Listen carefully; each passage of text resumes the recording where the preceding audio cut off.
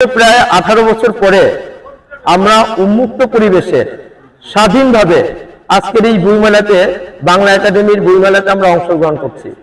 আমরা আশা করব যে যারা মুক্তিযুদ্ধের সঠিক তথ্য, সঠিক ইতিহাস জানতে চান, তারা জিয়া পরিষদের স্টল থেকে বই কিনতে পারবেন এবং আমাদের পর্যাপ্ত বইয়ের সংগ্রহ আছে।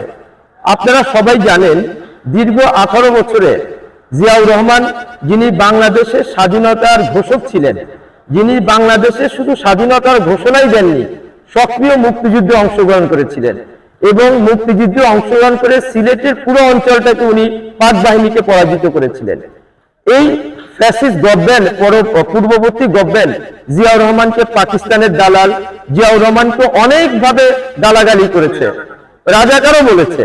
সেই পরিবেশ থেকে 5ই আগস্টের পর মুক্ত পরিবেশে প্রথমবারের মতো আজকে এই বইমেলা আমরা অংশগ্রহণ করছি এবং আমরা উজ্জীবিত, আমরা উৎসাহিত এবং আমরা আশাবাদী। সামনের দিনগুলো বর্তমান প্রজন্ম যারা মুক্তিযুদ্ধ সম্পর্কে 18 বছর মিথ্যে ইতিহাস পড়ে এসেছে, নতুন ইতিহাস জানবে, সঠিক ইতিহাস জানবে।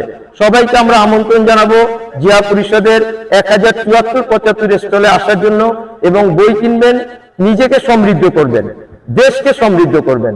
ধন্যবাদ। ডেইলি বিডি টকস, সকলের কথা বলে।